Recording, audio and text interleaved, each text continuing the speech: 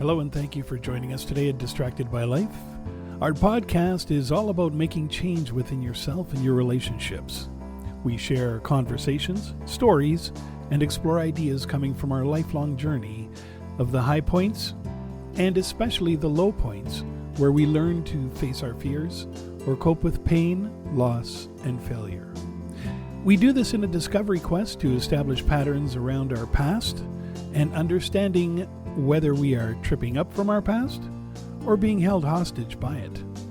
We work on identifying ways to move forward, aligning our core values, and unlocking the keys to self-awareness, self-acceptance, self-compassion, and letting go of what is not serving you positively in life. A better you is always there, ready to explore in a new world. So let's begin. In surrender, we'll learn when to fight and when to accept the changing circumstances of our lives. For me, I guess surrender means to give up entirely on something I expected way too much from. Maybe even going out of my way to avoid anything that may put me back into that situation again, as it's kind of all too stressful anyway.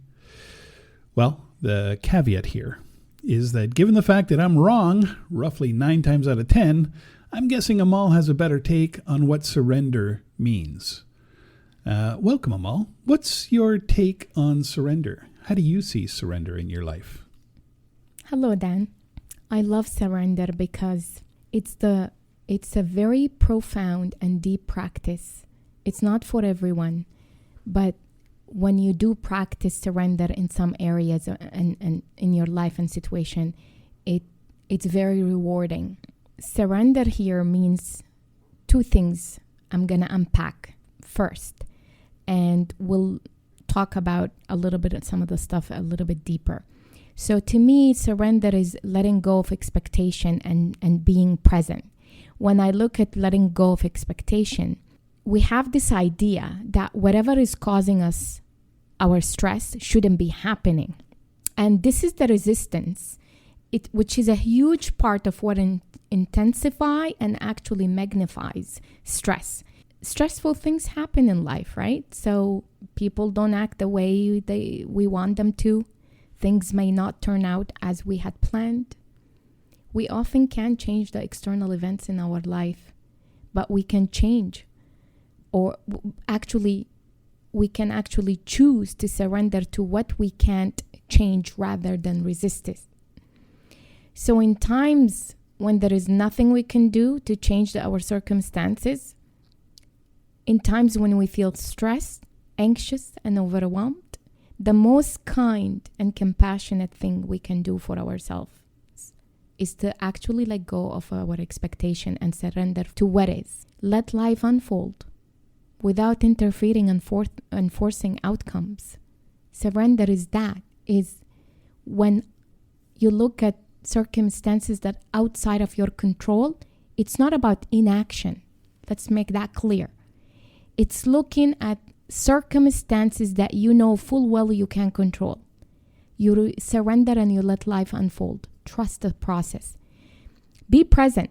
Being fully present in the moment and paying attention actually through a mindful listening is one of the best ways to connect and deepen your relationship with your loved ones.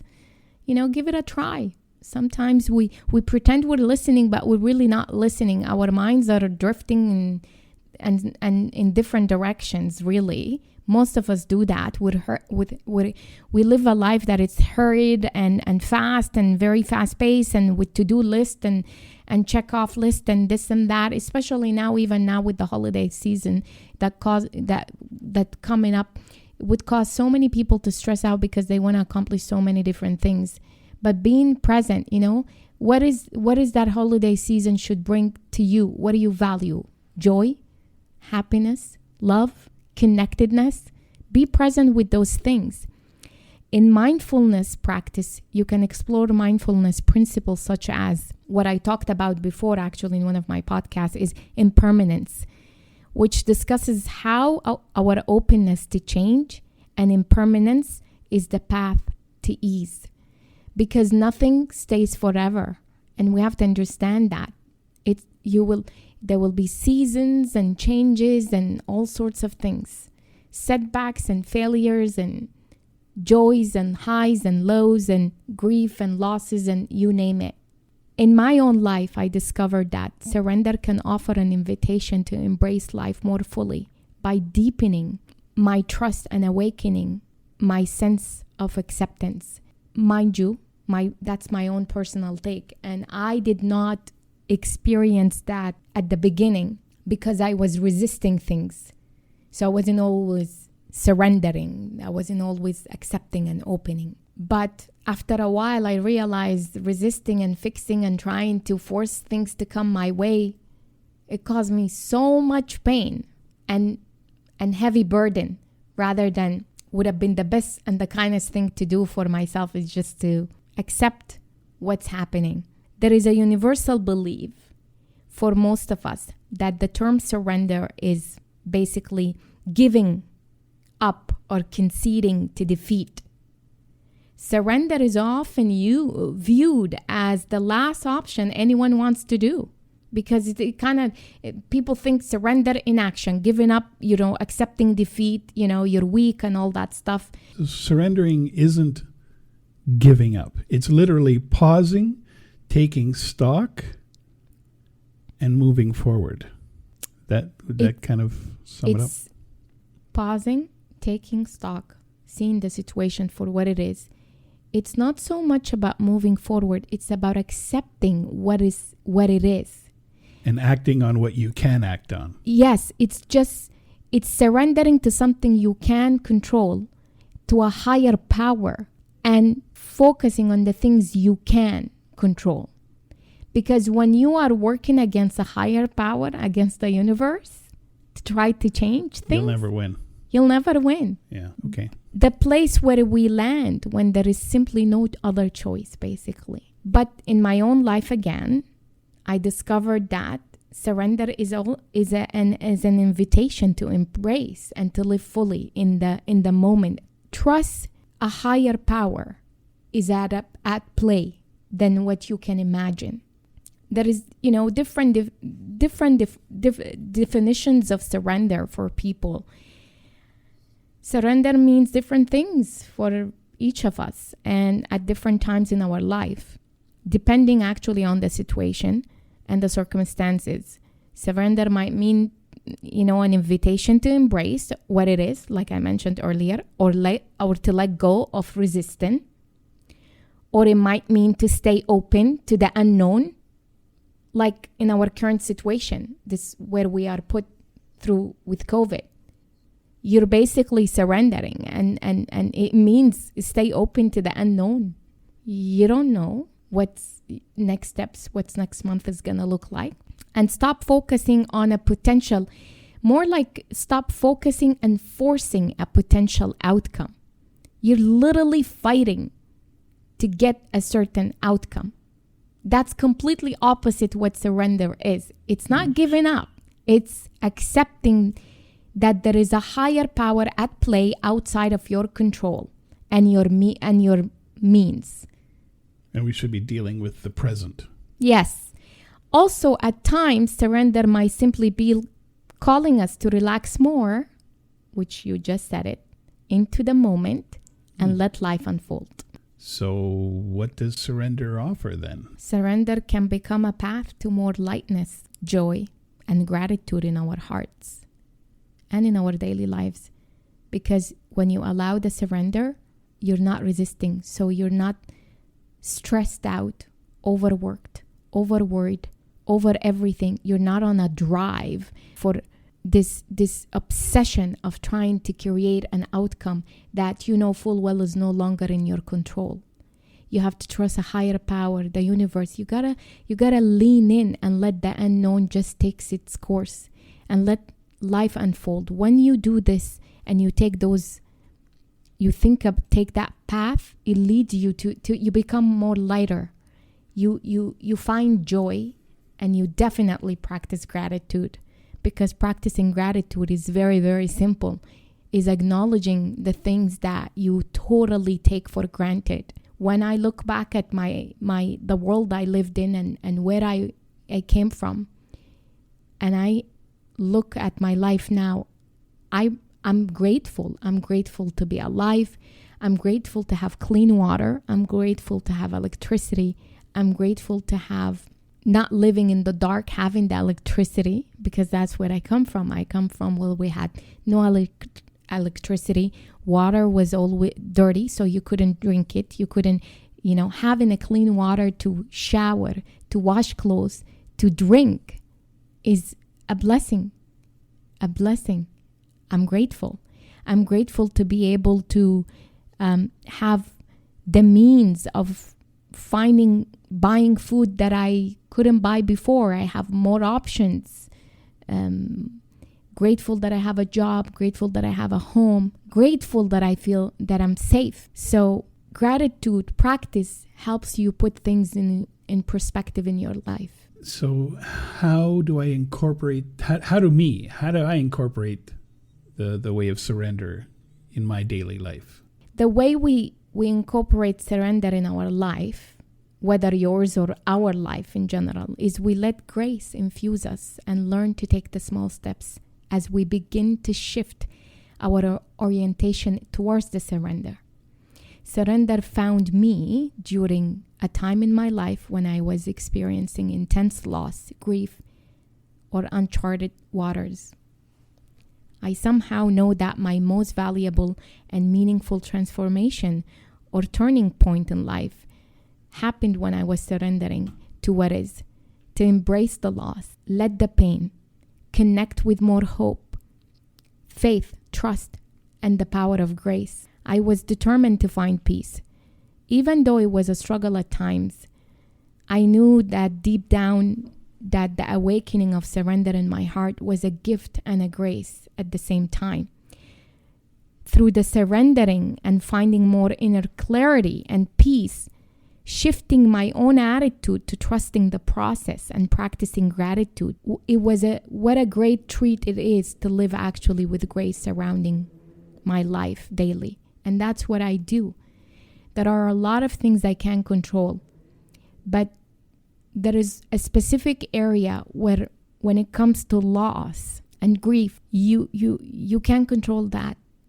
Sometimes I think about there are things that pop up and come to mind where I see some scenarios where I'm gonna lose someone that's so deeply profound and important in my life. And sometimes I envision it actually, and it's actually quite it's very hard to sometimes envision that, whether it come to me through a dream or sometimes just a thought. And when I see it, I get a flashback of how my life is gonna get, destroyed. That's what goes through my mind.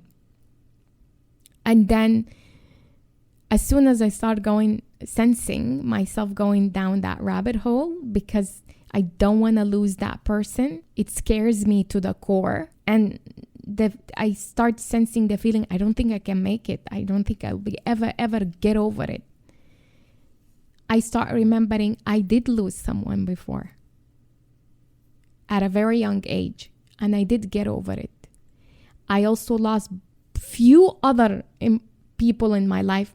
They haven't played a deep, strong role, but they were close enough, and I got over that too. And I remind myself that I'm catastrophizing. I need to stop and surrender, because just like a higher power, just like God got me through the first deep loss, it will get me through any other losses. And this time I'm better equipped at dealing and coping and recognizing than I was years ago, when I was too young to know any better and didn't have the support or the resources. It doesn't mean it doesn't scare me, but I am actually looking at a circumstance or a situation that inevitable. I know I can't control it, and that's what I have to surrender. I have no choice, and trust that God's grace will always come and help me, because it has. It's shown in my life over and over in so many scenarios. I lost count. I am here today because of grace, and to live a life surrounded by grace daily, it's a beautiful thing. And you don't see grace in your life unless you surrender. Okay, so that's the daily lives. That's how we can incorporate it. But help me understand, how can I practice surrender? What can I do? So there are a few practices to help with practicing surrender. Practice patient with whatever is occurring. Ask yourself if you need to back off from putting pressure on yourself or the situation you are handling right now. Compassion and patience plays a big role in that. Seek moments of solitude and silence. Practice mindful breathing throughout the day by stopping and taking 3 deep breaths, whether you're sitting at your desk, in between phone calls, between meetings, before you get out of your car to go to work, or as you drive, or before you go to the grocery store. Whenever you can find that solitude, silent moment, just you and that moment, to take those 3 deep breaths. Have faith that small moments add up. Suspend judgment of yourself and others. That's again with the compassion and non-judgmental, thoughts and thinking. Be kind to yourself and those around you. A simple practice, basically, smile more. Allow a soft and sincere smile to change your entire energy. Throughout the day, smile at yourself if you have to, and others with gentleness. There are some practices when I do meditation. Some of the practices at the beginning, they guide you into to have a subtle, close your eyes, get your body, comfortable, which is those the early, when you get prepped for the meditation practice, you sit in silence, you ease your jaw, a little small, simple kind of a smile. It kind of gives you that kind of practice. Relax your body whenever possible. Notice when your jaw is tight and release it. And even stuff like hunched shoulders. And basically drop them. Yeah, hunched shoulder, drop them, and notice when you're actually leaning forward, when you're leaning forward in the chair, or just sit back, get that comfortable moment, like your body, get that body more in a state of ease and relaxation. And you will notice when your jaw is tight or your shoulders are hunched or tense. That's when you kind of consider relaxing into it. Be grateful for all the little things. Practicing gratitude, the cup of tea, comfortable shoes, maybe read a quote, a prayer, or even helpful words from a friend. Just be grateful for all those things. Stay in the present moment. Ground yourself by focusing your feet in the ground and asking, where am I? And what am I doing? Do these grounding exercises, feeling your feet digging deep into the earth beneath you. Meet your resistance with an open heart. Basically, this is what I'm resisting. And then ask yourself, what's the invitation here for surrendering? Because when you're resisting, you're fighting against it, and it's causing a whole lot of problems inside, and you're losing sleep and insomnia and all sorts of things. You have to stop, notice that, and say, what's the invitation here for surrendering? What I should be doing? With each day is an invitation to embrace surrender and open to more joy and gratitude in big and small ways. Surrender is a grace and a choice we can make every day. Like I said, you can't live in grace if you can't surrender. Grace won't show up in your life. You won't see it if you don't surrender. My final words here is thank you for tuning into this podcast and joining the journey of distracted by life. I hope you find solitude. I hope you find peace in surrendering. Until next time, you make the journey worthwhile. May you live with ease. Thanks, Amal. And thank you very much to everyone else for joining us here at Distracted by Life. If you're interested to learn more, check out our other podcasts, of course, or hop online to Amal's website at amalcandido.com, where she talks about her coaching world covering life, leadership, and mindfulness. including links to other popular podcasts and our books as well. With that said, stay tuned for our next episode, and from Amal and myself, thanks again, and talk to you soon.